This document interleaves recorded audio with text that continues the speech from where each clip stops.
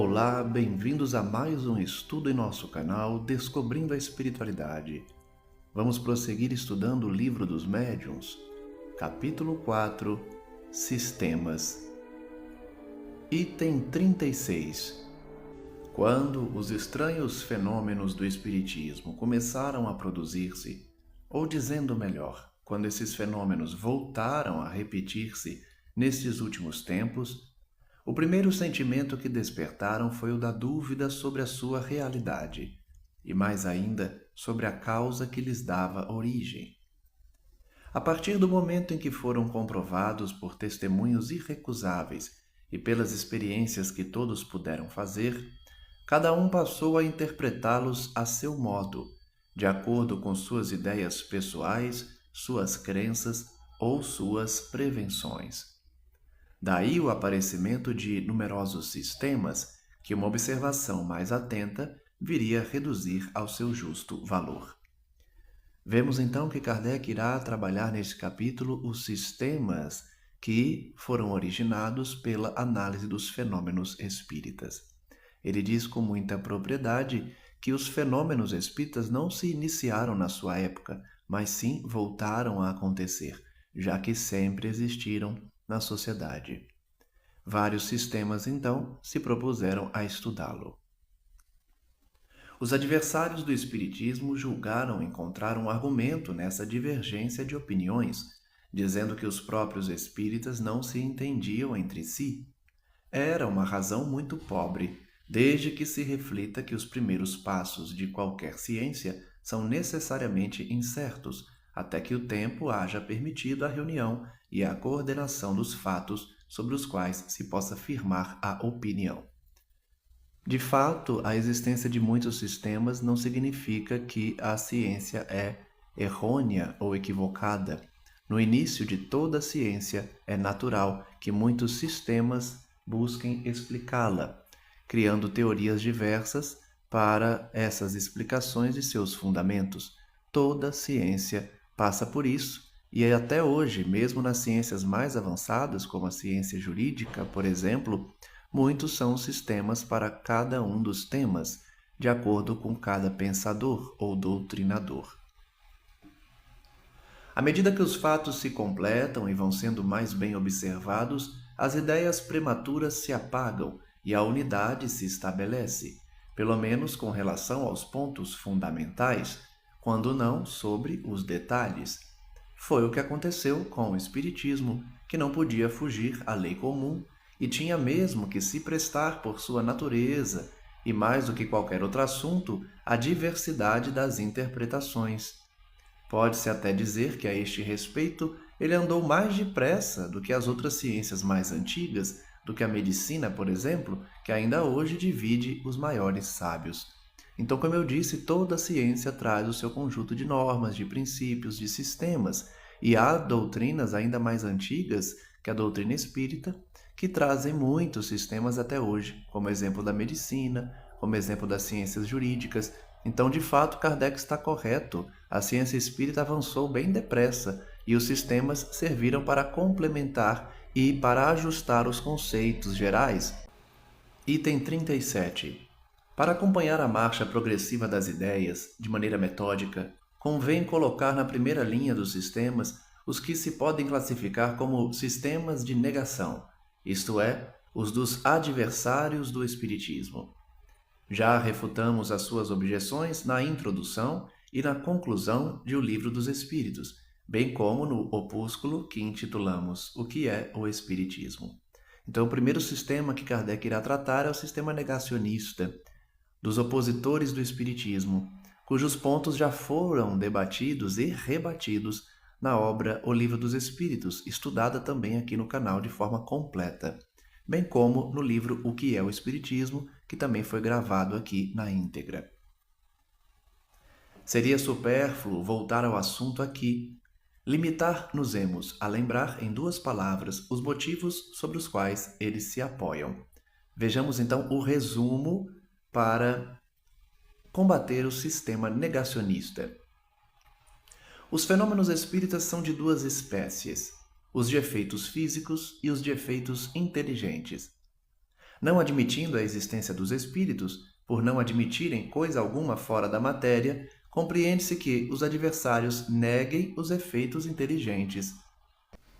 Quanto aos efeitos físicos, eles os comentam do ponto de vista em que se colocam, e seus argumentos podem ser resumidos nos 4 sistemas seguintes. Então, nós temos o primeiro grupo dos materialistas que não acreditam em nada após a morte, que somente acreditam no que é material. Logo, não vão admitir jamais uma causa inteligente fora da matéria. Kardec então diz que nós podemos dividi-los em 4 subsistemas. Item 38. Sistema do charlatanismo. Entre os antagonistas do espiritismo, muitos atribuem aqueles efeitos ao embuste, pela razão de que alguns puderam ser imitados. Então, muitos negacionistas se baseiam nos charlatães para dizer que o espiritismo é uma fraude, apenas porque se depararam com alguns enganadores. Esta suposição transformaria todos os espíritas em mistificados e todos os médiuns em mistificadores, independentemente da posição, do caráter, do saber e da honradez das pessoas. De fato, quem nega o espiritismo dizendo ser obra de charlatães, tem nos espíritas, todos os espíritas, como enganados e nos médiuns como enganadores, já que professam uma doutrina que na sua origem foi criada por charlatães, segundo eles. Se isto merecesse resposta, diríamos que alguns fenômenos da física também são imitados pelos prestidigitadores, o que nada prova contra a verdadeira ciência. Além disso, há pessoas cujo caráter afasta toda suspeita de fraude e que seria dar provas de incivilidade e falta de urbanidade alguém vir dizer-lhes na face que são cúmplices do charlatanismo. Então, de fato, esses 2 argumentos são bem fortes, não é? Toda ciência tem aquela parcela de enganadores que se baseiam na ciência para enganar os outros, conseguindo imitar algumas das suas propriedades ou alguns dos seus fenômenos, como temos o exemplo da física. Da mesma forma, acusar pessoas honestas e dignas de serem enganadores ou enganados é uma incivilidade, uma falta de educação, especialmente para aqueles que são sérios durante toda a sua vida. Num salão muito respeitado, um senhor que se dizia bem educado, tendo-se permitido fazer uma reflexão dessa natureza, ouviu da dona da casa o seguinte: Senhor, já que não estáis satisfeito, vosso dinheiro vos será restituído à porta. E com um gesto lhe indicou o melhor que tinha a fazer. Dever-se-á concluir por isso que nunca houve abuso? Para crê-lo, seria necessário admitir-se que os homens são perfeitos. Abusa-se de tudo, mesmo das coisas mais santas. Por que não abusariam do espiritismo? Porém, o mau uso que se faça de uma coisa não é motivo para que ela seja pré-julgada desfavoravelmente. Então vejam que com o exemplo que Kardec dá, ele demonstra que muitas pessoas, em razão da natureza do ser humano, vão utilizar-se de toda a ciência para enganar os outros. Sempre há esse tipo de gente. No Espiritismo não é diferente, existem sim os enganadores, mas nós não podemos condenar toda a doutrina por conta de exceções. Da mesma forma que nós não podemos condenar a medicina em razão da existência dos maus médicos, aplicando-se aí a toda a ciência o mesmo raciocínio. Para se julgar da boa-fé com que as pessoas atuam e desse modo chegar-se à convicção, deve-se atentar nas razões que determinaram o seu procedimento. Onde não há especulação, o charlatanismo nada tem a fazer. É por esse motivo que se recomenda que, em qualquer trabalho mediúnico ou de produção mediúnica, não se deve associar dinheiro, não se deve associar vantagem de qualquer espécie, não se deve fazer reuniões abertas ao público, porque isso denota que o médium ou é vaidoso ou quer uma recompensa, o que pode levar a enganações. O ideal é que o exercício da mediunidade seja completamente descompromissado com favores pessoais, com benefícios de qualquer espécie, para dar mais segurança e garantir a boa-fé dos envolvidos. 39. sistema da loucura. Então, o primeiro sistema que os negacionistas se utilizam é o sistema do charlatanismo. Superado esse, eles também se utilizam do sistema da loucura, certamente chamando os espíritas de loucos, de pessoas com problemas mentais. Mas vejamos do que se trata esse sistema. Alguns, por condescendência, concordam em pôr de lado a suspeita de embuste, mas sustentam que os que não iludem são iludidos, o que equivale a chamá-los de imbecis. Vejam que a linguagem de Kardec é um pouco dura, um pouco direta, porque naquela época também tinha outra conotação essas palavras, não é? Mas ele está dizendo que as pessoas, quando não admitem ou quando não acusam de embuste, acusam de loucura, acusam que os espíritas estão sendo enganados por uma limitação mental. Quando os incrédulos falam sem rodeios, declaram pura e simplesmente que os que creem são loucos, atribuindo-se desse modo e sem qualquer cerimônia o privilégio do bom senso. Esse é o grande argumento dos que não encontram nenhuma razão plausível a apresentar. De fato, é um argumento que por si só é muito fraco, não é? Porque basta uma pessoa correta, digna, equilibrada, se admitir espírita para que essa tese seja afastada. Como chamar de louco alguém que traz um equilíbrio pleno na sua existência, exercendo uma profissão digna, tendo um raciocínio correto e equilibrado? O que é a maioria daqueles que abraçam essa doutrina nos dias atuais. Esse é o grande argumento, então, que eles se utilizam, mas não tem coisa melhor a apresentar. Afinal, semelhante maneira de atacar se tornou ridícula, tal a sua banalidade, e não merece que se perca tempo em refutá-la. De fato, não é?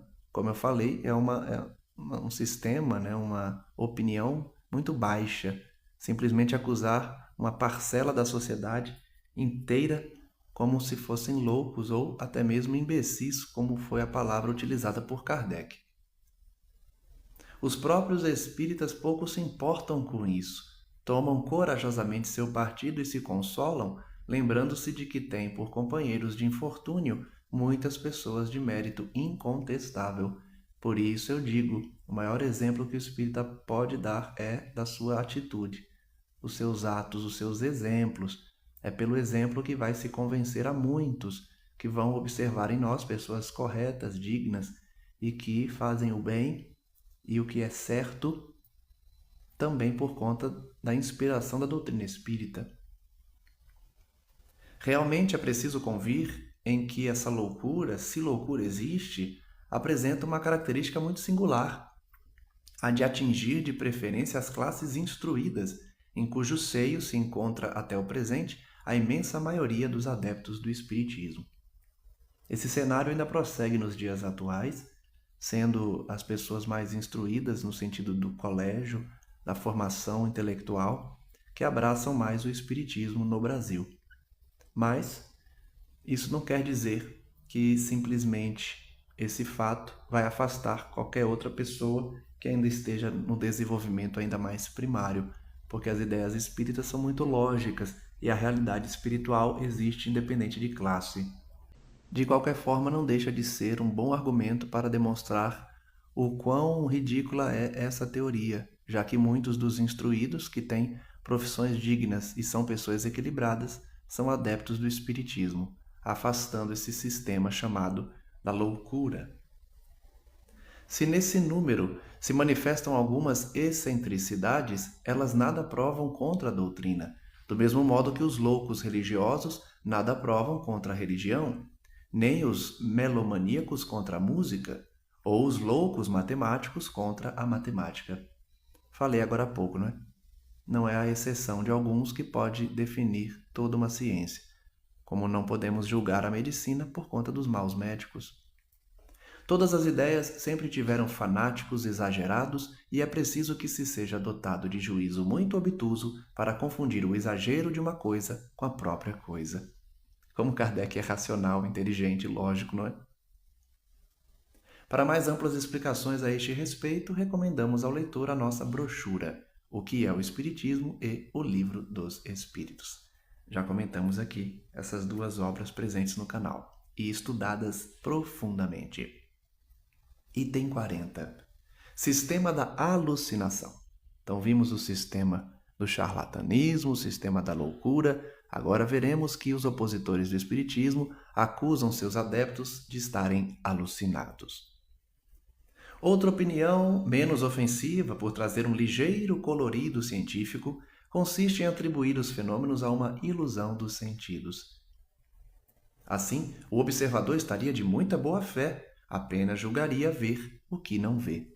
Essa persiste até hoje, né? Muito materialista, muito ateu, muitas pessoas que se opõem ao espiritismo vão dizer: você está vendo coisas, o espírito não existe, você está pensando algo, mas é o seu cérebro que está produzindo, é um fenômeno puramente psicológico ou parapsicológico, não tem nada de sobrenatural, que todos esses fenômenos que vocês espíritas acreditam são fruto de uma alucinação coletiva e que as pessoas trazem problemas psiquiátricos, ou que são vítimas de um enganador que está fazendo mágica para enganar as multidões. Quando diz que viu uma mesa levantar-se e manter-se no ar sem ponto de apoio, na verdade a mesa nem mesmo se mexeu. Ele a viu no ar por efeito de uma espécie de miragem, ou por uma refração semelhante à que nos faz ver na água um astro ou um objeto qualquer fora da sua posição real. Isto, a rigor, seria possível, mas os que já testemunharam fenômenos espíritas puderam certificar-se do isolamento da mesa suspensa, passando por debaixo dela, o que parece difícil de se conseguir caso o móvel não tivesse deixado o solo. Por outro lado, muitas vezes já aconteceu de a mesa quebrar-se ao cair. Dirão também que isso é um simples efeito de ótica? Então, realmente é um argumento que não se firma, porque são muitos os exemplos de fenômenos mediúnicos e de efeitos físicos que trazem uma realidade, não é uma ilusão, não foi uma miragem, uma visão que todos tiveram ali. Existem, é claro, essas situações de ilusão coletiva, de fascinação, mas existem muitos e muitos exemplos de verdadeiros fenômenos comprovados. Uma causa fisiológica bem conhecida pode fazer, sem dúvida, que uma pessoa julgue ver em movimento um objeto que não se moveu, ou que ela própria suponha mover-se, embora permaneça imóvel. Mas quando muitas pessoas, colocadas em volta de uma mesa, a veem arrastada por um movimento tão rápido que se torna difícil acompanhá-la, e que algumas sejam até mesmo derrubadas, poder-se-á dizer que todas foram acometidas de vertigem? Como o bêbado, que acredita estar vendo passar diante dos olhos a própria casa em que reside? Então vejam que Kardec está demonstrando que não é um fato isolado de uma pessoa que relata o fenômeno mediúnico ou o fenômeno de efeito físico. São várias pessoas que testemunham, são testemunhas oculares, viram e veem o fenômeno ocorrer à frente dos seus olhos. Como atribuir que todas estão sofrendo uma vertigem, que todas estão sendo iludidas? O argumento vai perdendo força. 41. Sistema do músculo estalante. Esse é ótimo. Eles atribuem o fenômeno espírita, o fenômeno mediúnico, à capacidade do médium de estalar os seus músculos. Se as coisas se passassem assim com relação à visão, não poderiam dar-se de outro modo pelo que respeita à audição. Então Kardec está dizendo, olha, vocês que acreditam na tese de que é tudo uma grande ilusão visual, e os fenômenos que trazem estímulos auditivos, como explicá-los? Quando pancadas são ouvidas por toda uma assembleia, não há como atribuí-las razoavelmente a uma ilusão?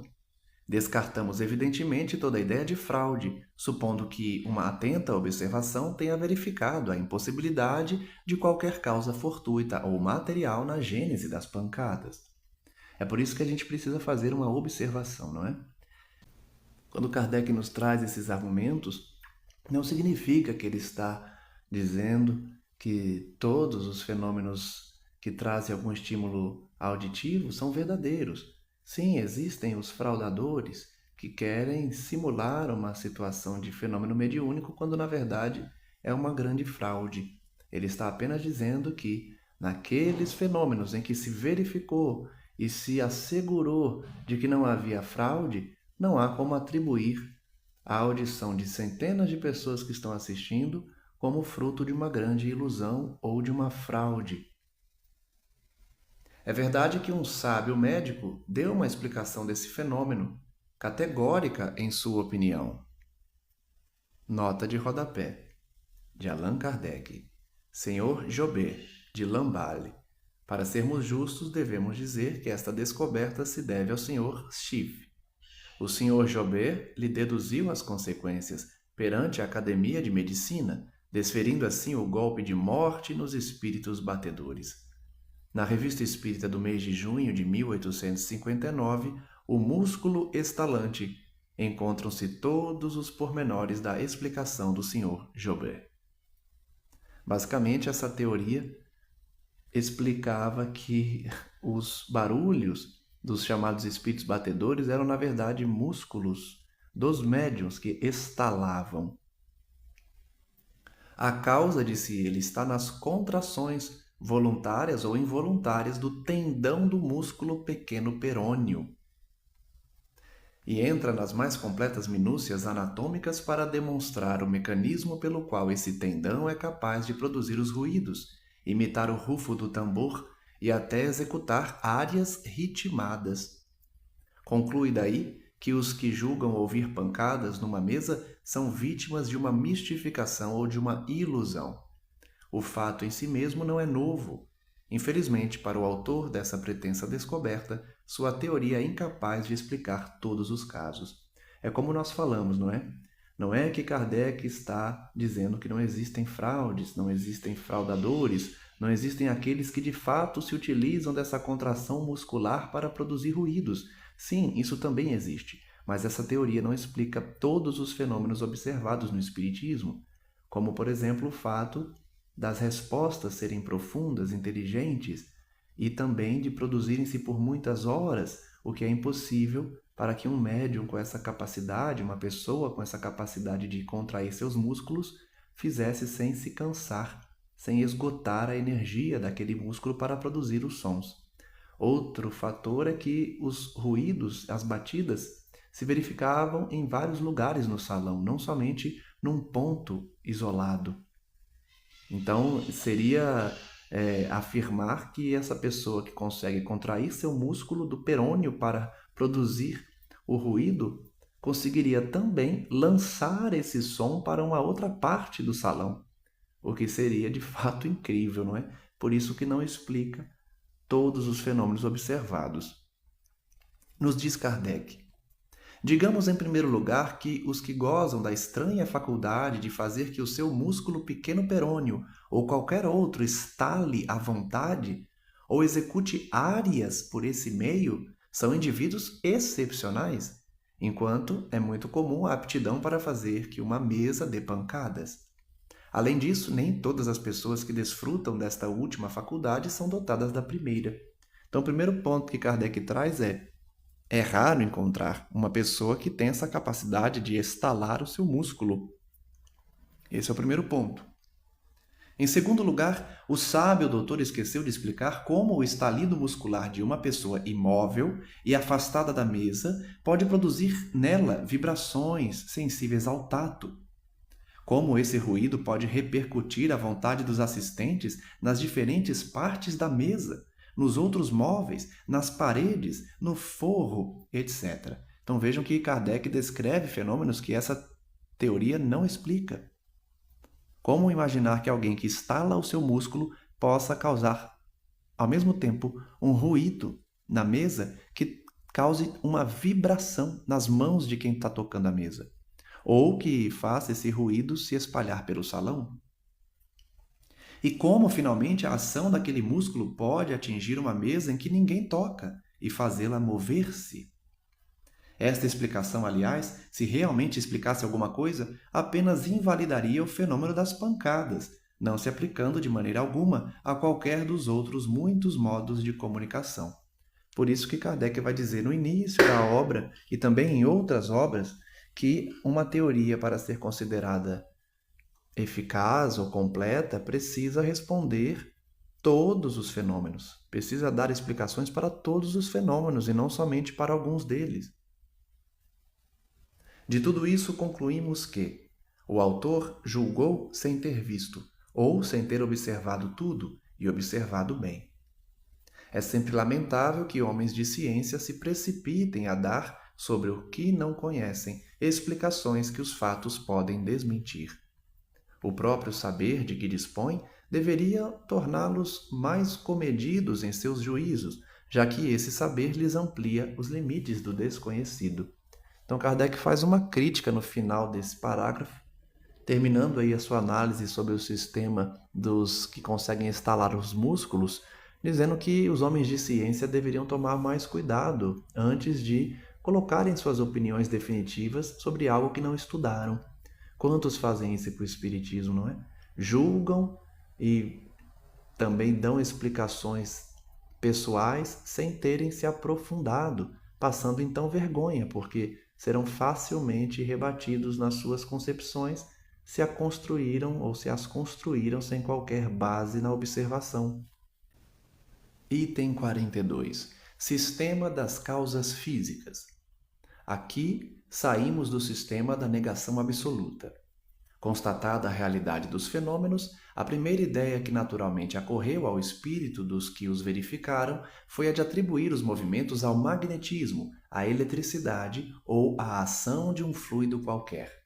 Então vejam que as teorias saíram da negação absoluta para entrar nessa teoria das causas físicas como causas não espirituais, mas não deixa de ser uma causa que vai além da matéria, que são atribuídas ao magnetismo, à eletricidade, a um fluido desconhecido.